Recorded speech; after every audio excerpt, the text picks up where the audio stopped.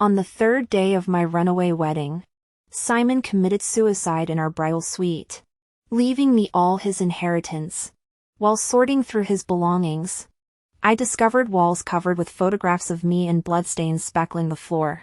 His assistant told me, "Mr. Murphy had loved you for years. His depression was severe, only thoughts of you brought him momentary relief." Each revelation chilled me to the bone, yet stirred inexplicable grief. When given a second chance at life, I calmly declined Liam's escape plan. "I'm staying," I declared, determined to understand the man who'd loved me to ruin. Simon died 3 days after I fled our wedding. My father and brother had just finished apologizing to him at the estate when news came of his wrist-slitting suicide. The paramedics failed to revive him. His will, drafted long ago, bequeathed everything to me. Receiving Liam's call in North America, I froze. In my eyes, Simon had been a stranger forcing marriage through coercion. Yet evidence suggested we'd been star-crossed lovers across lifetimes. Compelled by lawyers, I returned to claim Simon's ashes. The assistant gazed mournfully at the urn. "He'd admired you for decades. Your presence alone eased his darkness. We thought marriage would finally." His voice broke without accusation. Yet guilt constricted my chest. A key pressed into my palm. "The estate he prepared your bridal suite. Where he..." The sprawling property boasted emerald pastures and a polo field. Sapphire blue interiors mirrored my exact tastes. One room displayed surveillance photos chronicling my life since sophomore year. Beneath my feet, rusty bloodstains bloomed like morbid roses. Each detail horrified yet moved me. Why hadn't he spoken? Why demand marriage like some tyrant? Was this tragedy meant to haunt me forever? Never. I donated every asset, including that cursed mansion. Housekeepers tore down photos, scattering them over bloodied floorboards. Simon's brief, extraordinary existence erased like chalk from slate. 3 days sufficed to accept my rebirth. When Simon again appeared demanding marriage through corporate strong-arming, I recalled those blood-stained walls. As Liam urged escape to Canada, I shook my head. I'll confront him properly this time. At Murphy Group's headquarters, the assistant ushered me into Simon's office. "The boss will join you shortly." True to form, Simon arrived before my tea cooled, striding briskly while fastening cufflinks. He paused upon seeing me. "Miss Carter," he acknowledged evenly, the professional address belying our tragic past life. His expression was cold and distant, like he was looking at a stranger. Stunned by his aloofness, I hesitated before asking softly, "Mr. Murphy, my father says you want to marry me." "Why?" "Because I want to.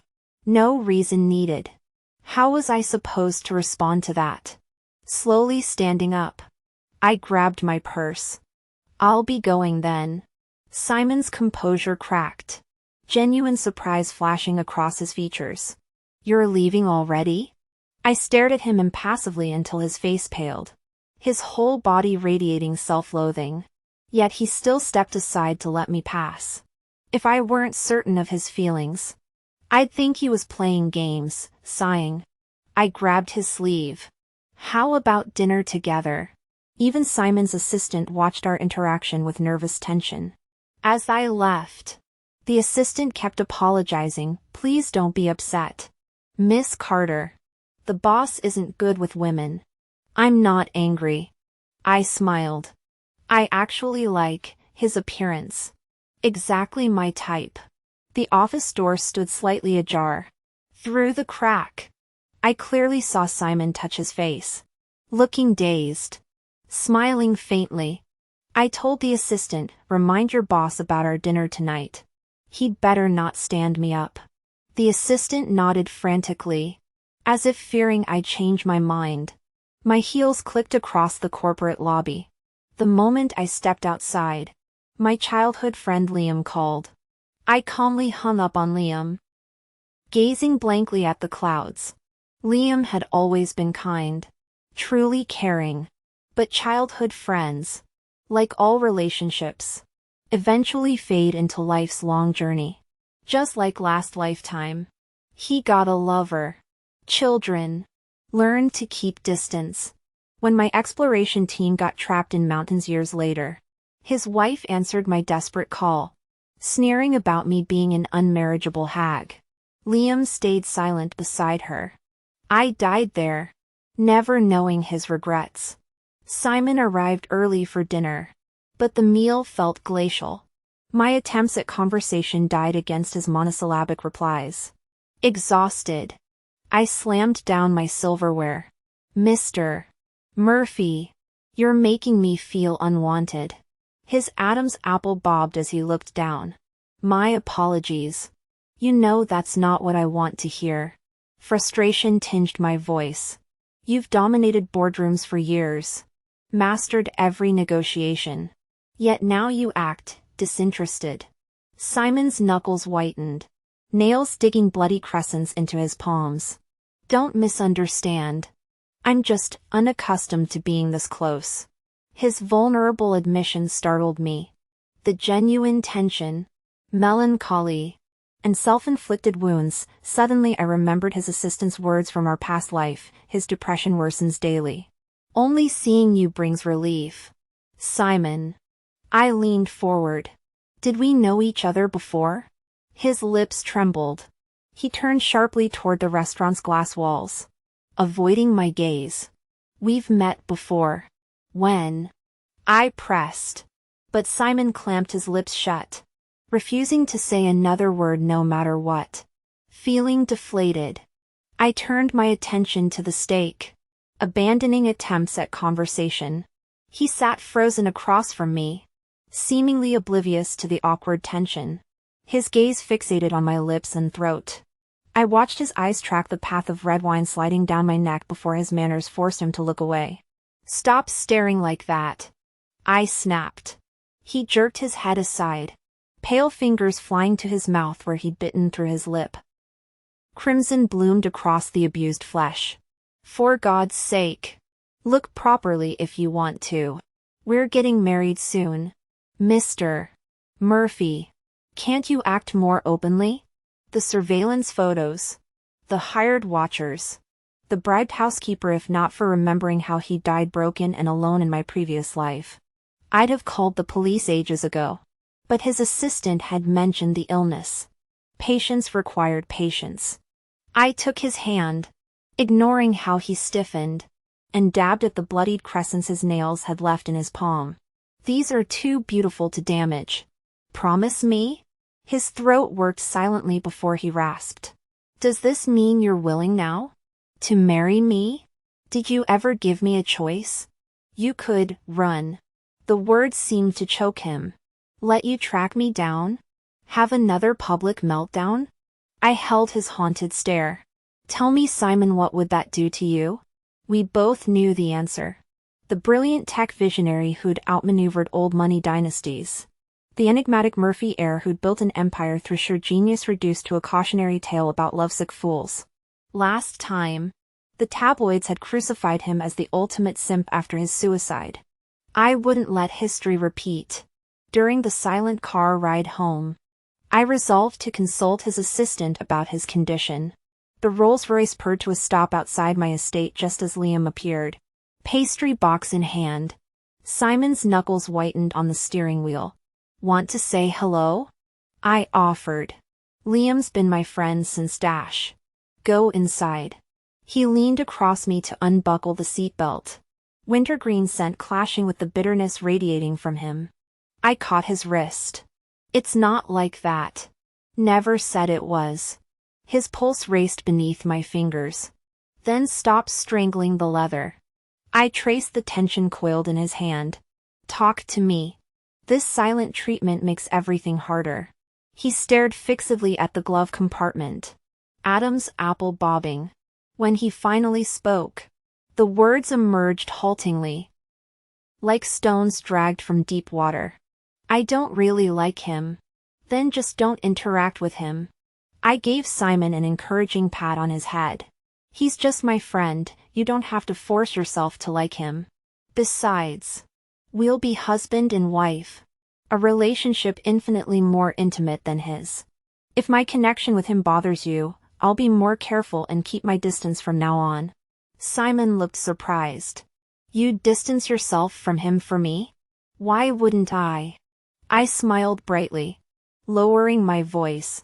We're married, aren't we? He froze, uncharacteristically flustered. Seizing the moment, I pressed closer. See? Talking things out solves problems. If anything about me upsets you, you have to tell me. Don't stew until you're furious while I remain clueless. What a waste. I'd begun to realize Simon didn't know how to navigate intimacy. He'd used corporate negotiation tactics in relationships, strong-arming my family into this marriage. Then floundering when I took initiative. Emotionally inexperienced to a concerning degree. No matter. I'd teach him gradually. Liam's eyes narrowed as I stepped out of Simon's car. His expression darkening. Once the vehicle drove off, he approached. So you're really marrying him? He's handsome, wealthy, has a pristine reputation in our circles, why wouldn't I? But, he cut himself off. Agitation flashing across his face before he blurted. Are you sure you even like him? How many marriages in our world are about affection? I shrugged. He's suitable. Liam's eyes widened. He can't possibly compare to what we... Liam! I snapped coldly. I'm engaged. Don't say things that could be misconstrued. I walked toward the house without glancing back. Truthfully, even after getting a second chance at life, I still couldn't decipher Liam's feelings. At his best, he'd scour Nordic towns to find me a specific necklace. At his worst, he'd forget my birthday. In my past life, I'd proposed marriage, he'd refused, wanting more time to play. Then he'd met a sweet girl while building snowmen in St. Petersburg, married her within 3 months. His wife resented my existence, so I kept my distance. Never imagined it'd become permanent. When he hears of my death, he might feel a twinge of sorrow. After all, when his father and stepmother slapped him over his brother, I'd sat with him on that rooftop counting stars all night. The next morning, Simon was still in a meeting. Through the glass wall, I watched his furrowed brow and sharp suit radiate intensity. Waiting in the lounge, I chatted with his assistant, a master of evasion who feigned ignorance about Simon's condition despite my pointed questions. Wouldn't clarity help him more? I finally asked. Exasperated. But Mr. Murphy doesn't want you to know. The assistant insisted. He wishes to remain flawless in your eyes. He hinted meaningfully. Simon genuinely wishes you'd rely on him. Before I could ask what they were discussing, Simon walked in from his meeting, loosening his tie as he moved. He looked thoroughly exhausted. With looks like yours. Ever considered plastic surgery? I lounged on the sofa, smiling up at him. But your assistant says you haven't. What a shame, I could never match the bone structure of a Murphy. Simon froze. The assistant had discreetly exited, sealing us in the soundproofed lounge. The rasp of wool against Simon's suit jacket seemed deafening. You like this face? His voice emerged gravel rough. Is that so shocking? I arched an eyebrow. Don't tell me you're unaware of your own appeal? A flush crept behind his ears as he jerked his face away. Speaking of formalities, still calling you Mr. Murphy feels too distant. I approached to ruffle his hair, the styling gel making the strands stiff under my fingers. Leaning down to his ear, I whispered, "How about, brother?" Simon shoved me away violently, sudden anger radiating from him. His rejection stung as much as his inexplicable affection ever had. Leave. He growled from behind the desk, back turned. The venom in his voice surprised me. But I wanted. I have lunch meetings. What's gotten into you? I studied his rigid posture before sighing. At least eat something. The door clicked shut behind me. I lingered outside, watching the assistant pale as crashing sounds erupted from within, shattering glass and Simon's guttural cries. The door I deliberately left ajar spilled his anguish into the hallway, knocking my knuckles against the assistant's desk. I fixed him with a stare. Still keeping secrets? I pushed past his stammered excuses. Simon crouched amidst glittering shards, knees drawn to chest, fingers bleeding from self-inflicted wounds or broken glass.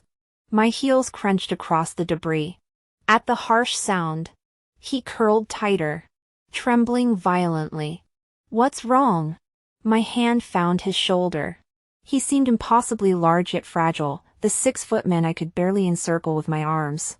Working carefully with tweezers, I plucked glass from his palm. When he finally looked up, his hoarse question shattered me. "Ugly, isn't it? Your hand?" I blinked at the elegant fingers, all lean muscle and aristocratic lines. "Are you blind?" Capturing his injured hand, I pressed lips to the marred skin. "Beautiful." Yet Simon still didn't seem pleased. He asked hoarsely, "Did you say those same things to your exes?" "What?" "Flattering me. Being nice. Calling me Simon.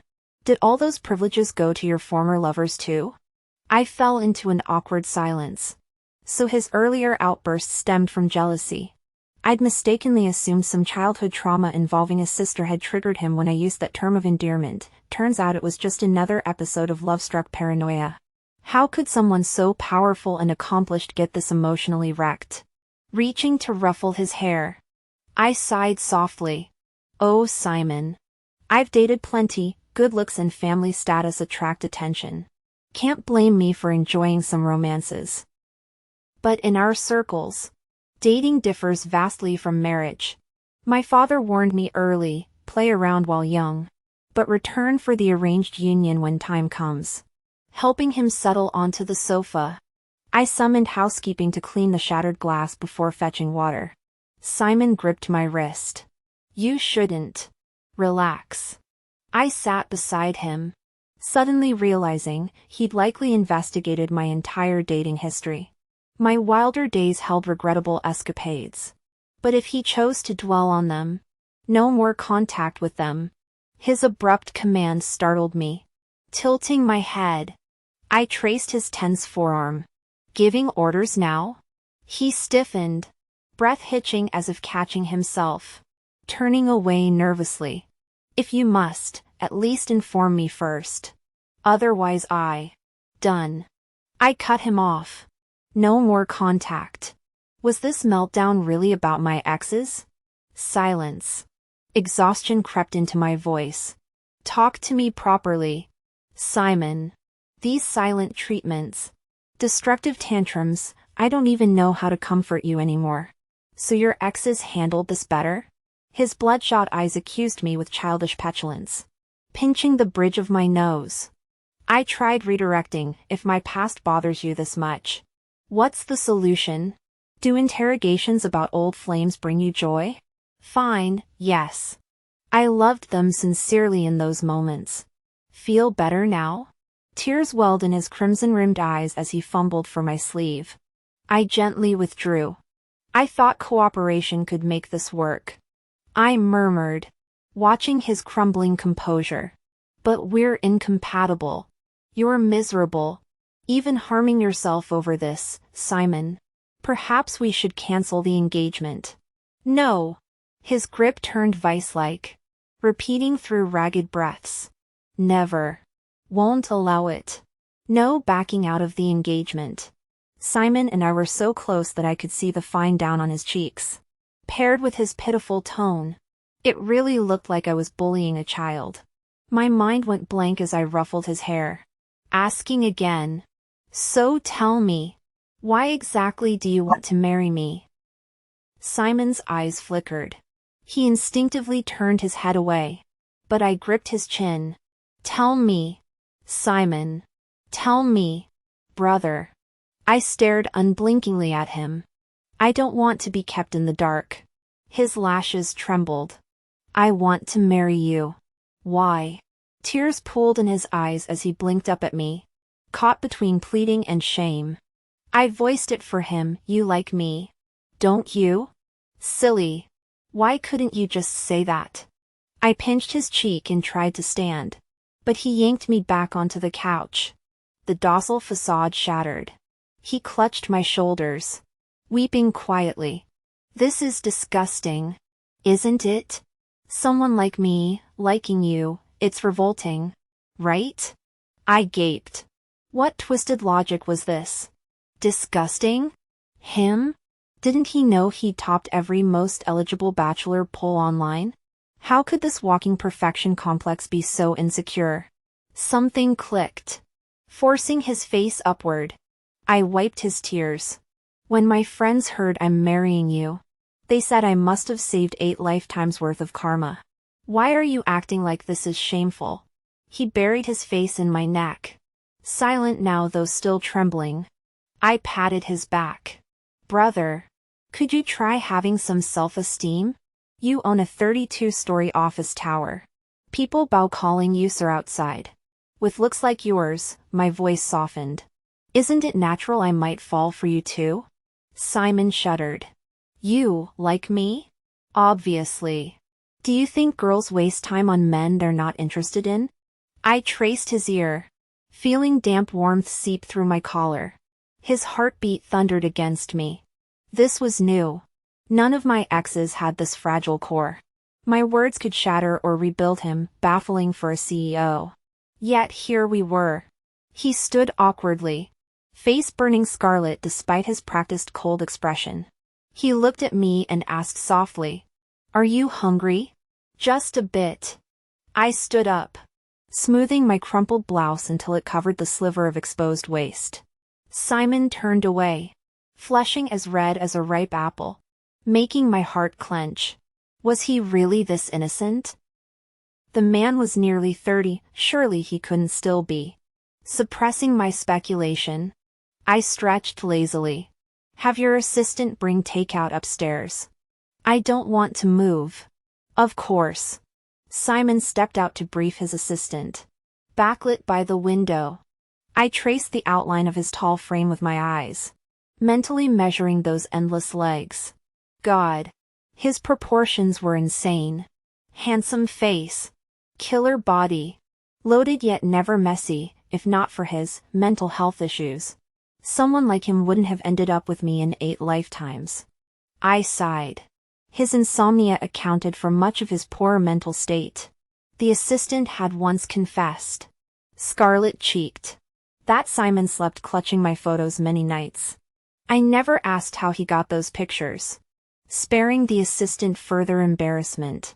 When Simon returned, I watched him work until his ears turned pink under my gaze. He finally set down his documents. "Enjoying the view?" I nodded automatically before remembering my actual agenda. "Can I see your place? The new house you're preparing?" He blinked. "Why now?" "I want to visualize where we'll live." True to form, he acquiesced. "Tell me if anything needs changing." The grand estate made my eyes sting when we arrived. Sunlight streamed through tall windows, bathing everything in warmth, nothing like the icy prison from my memories. My gaze flicked to the locked room on the second floor's far right. I knew what it held, countless photos of me. Those haunting oil paintings of my face with its signature beauty mark. Simon led me to the master bedroom. Crimson bedding embroidered with an oversized double happiness character nearly broke me. Sitting on the edge, I tugged his sleeve. "You're really this eager to marry me?" "Yes." His Adam's apple bobbed. "Does something displease you?" "Everything's perfect." I toyed with his fingers, marveling at how he'd stopped using hair gel at my request. His soft bangs now softened his sharp features. Next door lay the room where he'd blown his brains out in another life. Blood splattered all over the floor. Now he held me contentedly, chin resting on my head like a sated predator sunbathing. Had I truly rewritten his fate? With our wedding approaching, I visited daily despite my father scolding me for being shamelessly forward. Simon thrived on it, eating better, gaining healthy weight. Those pianist fingers finally filling out slightly. Then came the afternoon. Liam intercepted me outside Simon's office building. He grabbed my arm urgently. "He's manipulating you. Let's escape to North America. Have you lost your mind?" I shook off his grip in disbelief. "Think whatever you want. But I can't let you keep spiraling like this." Liam gritted his teeth. "You don't love him, Gwen. It's just novelty. You can't throw your whole life away like this. What does it matter to you whether I love him or not?" I found it absurd. "Don't you think you're overstepping?" Liam's bloodshot eyes filled with sudden anguish. His shoulders slumped as if the fight had drained from him.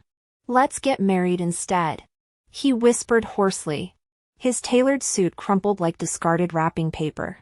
"Please. Gwen, you can't just cast me aside like this." Memories surfaced of my previous life. When my best friend had whispered during Liam's wedding, "If you'd married first, he'd have lost his mind. All this love at first sight nonsense could never compare to what you two shared. He's only this reckless because you've never shown interest in other men. You've always been his exception." "Liam."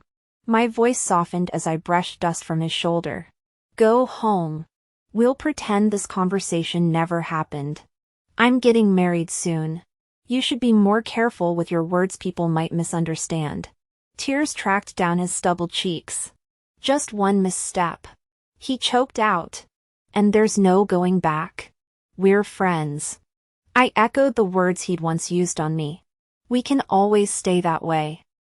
If you choose." The atmosphere turned glacial when I entered the penthouse.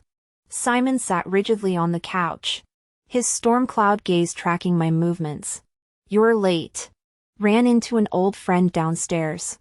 I set the pastry box on the marble counter, noticing his clenched jaw. "What's wrong?"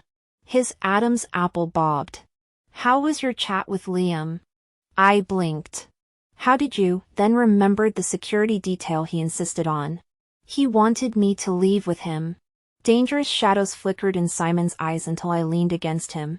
Deliberately casual. "I told him I'm staying right here with you." A slow blink. "Oh. No praise for your loyal fiancé?" I pinched his arm in mock outrage. "I just rejected another man for you." Simon flushed pink, scrambling to open a velvet box containing the infamous sapphire necklace, the same one that made headlines as $3 billion folly after last month's Hong Kong auction. "You bought this because," I trailed off, recognizing the exact shade as my favorite sweater. "Matches your eyes." He mumbled to his shoes. "The blue, it's yours." "Thank you, Simon." I wrapped my arms around his neck and nuzzled his cheek. "The auction was 2 months ago. Why bring this out today?" "You're upset," he murmured. "I planned to give it to you on your birthday, but I thought you could use some joy now." "When am I not?" I bit back my words, recalling my earlier pretend irritation, and almost laughed. This man genuinely couldn't distinguish between real anger and playful pouting. Poking his cheek, I said, "I wasn't really mad. But I am happy now. Simon, I think I'm falling for you more every day." Simon's cheeks flushed pink as he settled me on his lap, pressing a reverent kiss to my forehead. Truthfully, aside from that one incident where he'd lost control, I rarely sensed his condition around me. He simply seemed like an emotionally reserved man who struggled to read romantic cues. Yet his assistant kept warning me. "Has his condition worsened lately?" I finally asked. "No." The assistant fidgeted. "Mr. Murphy's actually improved. He hasn't needed sleeping pills for weeks." "Then why the constant nagging?" "Because you're the reason he's better," the man blurted. "If you ever walk away, I don't know what drove you to approach him initially. But please, don't leave carelessly. It would destroy him. Might even kill him," I mentally added, patting the assistant's shoulder. I vowed, "Relax. I care more than you realize. I'm no savior or psychiatrist, just doing my best to ease Simon's pain. Happiness matters. If that's sorted, other things will follow." When Simon's father summoned me, I was startled. I hadn't known he had living relatives. The man shared Simon's sharp bone structure and tailored suits, yet radiated none of his son's quiet warmth. New York polish couldn't mask his reptilian aura. Miss Carter. He sipped his tea, blunt as a cleaver. Leave my son. I almost choked. Setting down my cup, I asked mildly, "What's your offer?" 200 million. Enough to save your family. Family crisis? News to me. Studying his crocodile smile, I countered, "We're soulmates. You'll need to triple that. Simon bought me a $300M necklace last week. Your number doesn't thrill me." He scoffed. Think staying with him some fairy tale?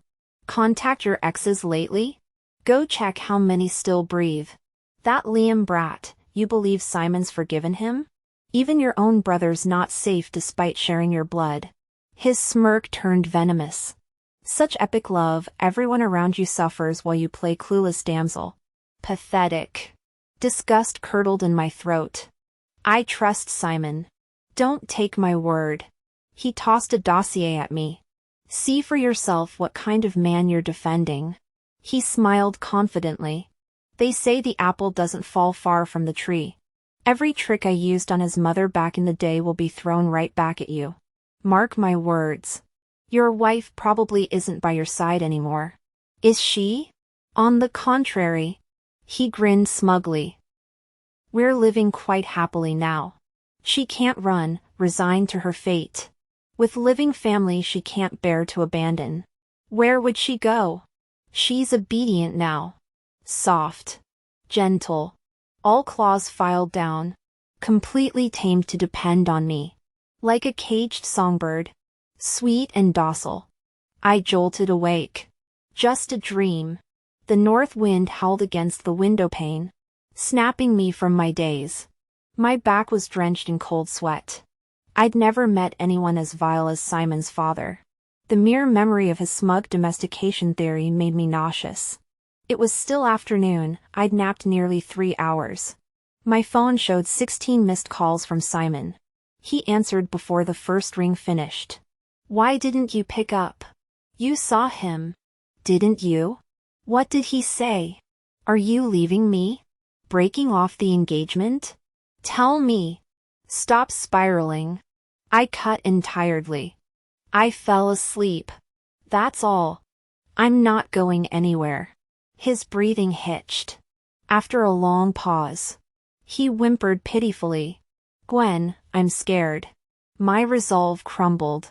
There's nothing to fear. I sighed. He's your father. But to me? Just a stranger. I trust you. Simon. Only you. Understand? Come see me. He whispered instead. When Simon arrived, he yanked me onto his lap the moment I entered the car. His arms locked around me, face buried in my neck. Don't believe him. He begged, voice cracking. Not one word. I don't. I rubbed his trembling back. You're my truth. Tear-clumped lashes lifted. My months of coaching finally let him articulate emotions instead of swallowing them. Promise you'll never meet him again. He mumbled against my collarbone. Today, when you didn't answer, I thought. Don't. I pressed fingers to his lips. You'll live 100 years. His anxiety faltered into confusion. I kissed his forehead. If you hate me seeing him, I won't. You're the only reason I did anyway. Squeezing his hand, I added firmly. You need to trust yourself more. Simon. No one's whispers matter, only what I see. And what I see is brilliant. Capable. Worthy. Got it? The insecurity returned, that old wound festering beneath his achievements. I didn't know what ghosts haunted him, but they left him trembling at love's threshold, perpetually braced for abandonment. These days, I've seized every opportunity to praise Simon, complimenting his looks, intellect, wealth, status, even claiming his fingernails looked exceptionally adorable. Only with genuine confidence could someone avoid becoming that nervous wreck. Constantly on edge. I wanted Simon to find relaxation and joy in our relationship. Not spend every tense moment worrying whether I'd get upset or how to please me. That kind of exhausting dynamic wasn't sustainable. Simon, I said, embracing his shoulders. I'm an adult capable of making my own judgments. No casual remark of yours could ever change how I see you. I love you, and I'll always communicate directly instead of walking away. Besides, I added with a teasing smile, you're too exceptional to let go. Why would I give others the chance to snatch you up? His eyes sparkled like fractured diamonds in sunlight. The icy detachment I'd first noticed when we met had thawed considerably, replaced by human warmth. My presence had truly made a difference. Though I suspected his childhood trauma ran deep, his quiet confession still startled me. I hate this name. My father, he wanted me dead from birth. Murphy like the sunset he wished upon me. My throat tightened as I clasped his hand. But your mother didn't love me. Simon cut in bitterly. She was trapped. For all her education, she clung to traditional notions of wifely duty. My existence made her rebellion hollow. She stayed out of obligation, yet couldn't provide properly. So she surrendered. His voice cracked, eyes glistening with unshed tears. None of that was your fault. I insisted against his chest. Your father's sins aren't yours to bear. Simon, you're incredible. Your mother would be proud. A humorless chuckle rumbled through him. Only you see me that way, he murmured, resting his chin atop my head. Promise you'll never leave, Gwen. I'd break completely without you. The deluge of harassing emails made me briefly consider confronting the sender. What kind of father obsessively sabotaged his son's happiness? Most contained threats or cautionary tales about my ex's misfortunes. I deleted them unread. Wedding preparations consumed me lately, guest lists, seating charts, endless Carter family demands. Our communication dwindled until that panicked call from my assistant, Ms. Carter. It's Mr. Murphy. They found him in the bathtub. My body turned to ice. Simon had met his father hours before the suicide attempt. Whatever venom that man spewed worked instantly. Paramedics barely saved him from bleeding out. Waiting outside the ER. I clutched my shawl, teeth chattering. How could anyone weaponize their child's mental fragility so viciously? When they wheeled him out, foredrip pale and bandaged, I finally understood the true cost of survival. The sunset name had nearly claimed him, but I'd be damned before letting darkness win. The healthy glow I'd managed to cultivate over these past days shattered completely. I sat in the chair by the bed, staring blankly at him until he awoke. His voice emerged hoarse and strained when he saw me, calling out Gwendolyn. Ignoring him, I went to summon the doctor. After the floor was removed, I stood watching his pallid face until he grew uneasy. If you're angry, yell at me, he pleaded desperately. Hit me if you must. Just don't, Gwen. Please don't shut me out. He'd always feared silent treatment. My coldness transformed him into a frightened child clutching at sleeves for forgiveness. But this time, I remained unmoved. For 24 hours I watched him unravel, picking at his bandages until fresh blood bloomed, making even the physician murmur, consider the patient's mental state. I understand, I replied softly, returning to find Simon staring vacantly at the window. His fragility resembled a hollowed-out doll. Simon, I called from across the room. He flinched, eyes squeezing shut. We should break off the engagement. The vase exploded against the wall. Rage flickered then died in his eyes as he scrambled toward me, bandages tearing open, catching his bleeding wrist. I smoothed his disheveled hair. What's your plan? Lock me away like your father did? Or keep hurting yourself instead of me? His wild gaze lifted like a cornered animal. I answered for him. You'll choose the latter, won't you? My lips brushed his in a chaste benediction, thumb grazing his cheek. You're not your father. Simon. I'm not your mother. Our story won't mirror theirs. Darling, sweetheart, my fingers traced his trembling jaw. What truly frightens you? The surveillance footage revealed his father's parting sneer. You'll eventually treat her exactly as I did your mother. Her future is that woman's present. I almost laughed at the twisted confession acknowledging his own marital cruelty while weaponizing it. Simon dreads becoming his progenitor. Loathes the tainted bloodline so intensely he'd rather sever it entirely. Watching crimson bloom beneath my palm, I finally understood his self-destruction wasn't weakness, but rebellion against inherited poison. The scars weren't failures, but battle marks from wars waged silently beneath ivory bandages. Do you see the difference between you and him now? I crouched by the bed, staring intently into Simon's eyes. When he learned about your mother leaving, he resorted to coercion, threats, even imprisonment, every despicable tactic. Yet you only turned that pain inward. I clasped his uninjured right hand, our fingers intertwining. Simon, do you really think someone like you could ever hurt me? His Adam's apple bobbed as red-rimmed eyes gazed at me with anguish. But I'm terrified. Gwen. You're so brilliant.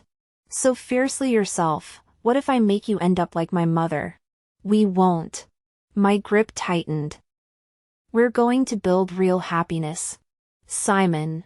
Humans may share primal instincts with predators, but our true nobility lies in restraint. You'd rather die than lay a finger on me, even when haunted by those fears. Don't you see? We've evolved beyond being mindless beasts. When he remained silent, I pressed our joined hands against my cheek. Trust yourself. And trust me. I'm not some submissive martyr from antiquity. I stay because I choose to, because I'm completely in love with you. The coffee shop's clatter faded as I faced the silver-haired man across the table. Your wife was once a rising star in international diplomacy. Wasn't she? Commanding negotiation rooms. Shaping foreign policies. Mr. Murphy's espresso cup clattered against its saucer. What's your point? My point is you loved the brilliant strategist, not the exhausted housewife she became. Yet you're the architect of that transformation. I leaned forward, watching his polished facade crack. Now you resent the very vulnerability you forced upon her. How tragically predictable. His knuckles whitened around the teaspoon. You don't know. I know you're repeating the cycle with Simon. My smile turned glacial. Here's what you'll remember, I'm being civil solely because of our shared affection for him. Cross that line, and I'll dismantle your precious Murphy group brick by brick. The color drained from his face as I stood. Perhaps you should ponder this. Had your wife possessed half my resolve, you might have spared yourselves decades of mutual destruction. Outside, spring blossoms swirled in the breeze. I texted Simon a sunflower emoji, our code for coming home. My fingers lingered over the screen, recalling his transformation from broken heir to the man who'd memorized my coffee order and climate activism speeches with equal devotion. No one could resist loving someone who looked at them like Simon did, as if I'd hung the moon while casually solving cold fusion. Our love story wrote itself, two jaded souls recognizing their matching fractures, choosing to heal through trust rather than control. The future smelled like his cedarwood cologne and the adventure trails we'd hike together. No cages. No compromises, just us against the world. Evolving. You're wrong.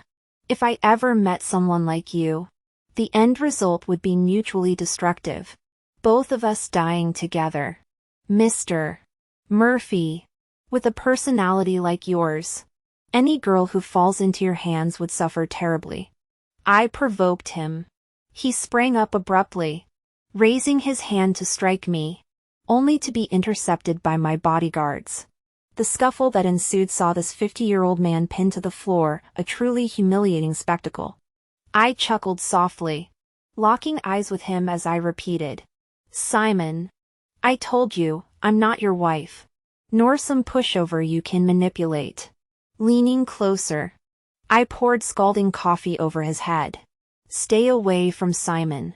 Or else, the unspoken threat hung heavier than the steam rising from his drenched collar. Though I don't condone violence, I can't deny its effectiveness in certain situations. In this city where old money families still reign, the Murphy Group's influence ensured his permanent disappearance. Post-wedding, my new husband Simon resembled an overexcited puppy, tumbling across our marital bed with goofy laughter. Gwen, he kept murmuring as if convincing himself this wasn't a dream. I finally married you. Silly boy. I swatted his back. You reek of alcohol. Go shower. His dopey grin persisted even as he stumbled toward the bathroom. I adjusted the lace lingerie specifically chosen for this night, striking what I knew to be an irresistible pose. The transformation was instant. Simon's eyes darkened with primal hunger when he returned, all traces of innocence evaporating.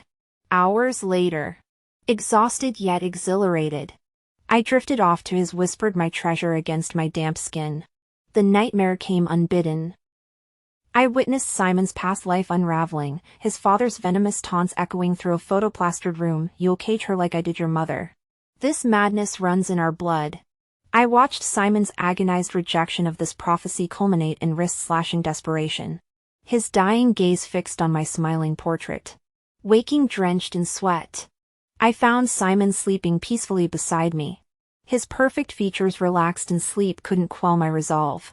Using stolen keys, I entered the forbidden chamber, that shrine of obsession where he'd chosen death over potentially harming me. Tracing a finger over news clippings of our previous life's viral most delusional lover boy memes, I still couldn't fathom the origin of this devotion. Simon guards his reasons fiercely, though our shared pillow talk now includes lighter jabs about his social media infamy. Some mysteries even marriage can't unravel. Perhaps couples should keep some secrets between them. He didn't want to talk about it, so I stopped pressing. Gwen. When I turned around, Simon, who I thought was still asleep, stood silhouetted against the light behind me. He looked troubled, nervously asking, "Do you think I'm a creep?" I shook my head and walked over to clasp his cold hands. "Why are you awake? You weren't here," he mumbled, sounding utterly pitiful. The sheets were freezing. I couldn't help laughing. When we first met, he'd been all icy detachment, awkwardly fumbling to respond. Now he'd mastered the art of whining. Whether child or adult, anyone showered with affection naturally slips into that soft, clingy demeanor. He tugged my sleeve, repeating timidly, "Do you really not think I'm a creep?" "Not at all. Just unexpected," I admitted. "I never realized you'd liked me for that long." "You're not mad?" "Why would I be? You did it out of affection." Simon's cheeks flushed as he wrapped his arms around my waist. "You're too good to me. Would you let me get away with anything? I trust you'd never hurt me." Turning in his embrace, I looped my arms around his neck. "I trust your character. Someone who'd rather harm himself than lay a finger on me doesn't deserve my suspicion. True love is rare enough, mutual devotion is a miracle. I cherish Simon's feelings as deeply as he cherishes mine. But a spoiled creature will turn feral the instant its security is threatened. Take Simon's behavior toward Liam. I barely stopped him from trashing the gift Liam sent, a hand-knitted sleep set with a tiny embroidered heart over the chest. Oozing intimacy. Simon nearly lost it until my glare pinned him sulking on the couch. Ignoring him, I examined the pajamas. "What's so special about them?" he grumbled, draping himself over me like a human blanket. His warm breath tickled my neck, brimming with unspoken complaints until he finally whined. "Babe, fine." Massaging my temples, I shoved the sleepwear into his hands. "Do whatever, just don't throw it out. It'd be mortifying if Liam found out." So Simon shredded it with scissors, venting through every snip. After watching the massacre, I quietly asked, "Do you have some vendetta against Liam?" He paused, then muttered, "Always hated him. Hanging around you while messing with other girls, no loyalty. He dated women. So did I." His hypocrisy almost made me laugh. Doesn't matter now. I soothed, tracing his jaw. He can't wedge between us anymore, right? Simon's entire face burned crimson as he turned away, whispering, right. I didn't deliberately try to cure Simon's depression. I simply treated him like a normal person, doing my best to keep him happy, coddling him like a child, giving him endless reassurance. Gradually, he improved. I filled every gap left by his insecure, overly sensitive upbringing, and as he grew more dependent on me, his confidence blossomed too. My assistant once mentioned how concerning it was that Simon's entire emotional stability hinged on another person. But what could we do? The man's practically a hopeless romantic. The assistant trailed off, too polite to say it outright. I didn't press him, we both knew. Deep down, I agreed. If his sense of self relies entirely on me, how would he cope if something happened to me? He'd collapse. Sighing, I muttered, life's never perfect. I chose him, flaws and all. A healthy relationship should nourish both people, not force painful changes. His happiness matters most. Everything else is secondary. On our 3rd anniversary, I learned I was pregnant. Simon grew jittery, restless, even despondent. When I asked why, he clung to me miserably. What if I'm a terrible father? What if we mess up the kid? You'll hate me someday. Never. I ruffled his hair. You'll always matter more than any child. Our kids will have every advantage. What they make of their lives is up to them. You're my forever. Simon. That's what counts. He stared, speechless, before mumbling, You're strange. Maybe. But some East Asian parents act like human candles, burning themselves out for their children's futures. What's the point of living if you're not your own person? Simon craved family differently. To him, a loving spouse and playful kids symbolized pure joy. You'll be great, I assured him. Our child will get all the warmth you missed. And raising them? It'll heal your inner child too. That's why I want this, for you. He hugged me tighter. You're everything. I just want our baby. I'll give them the world. I know. Smiling, I traced his cheek. They'll thrive. We'll watch them grow old and happy. Our future's bright. Simon.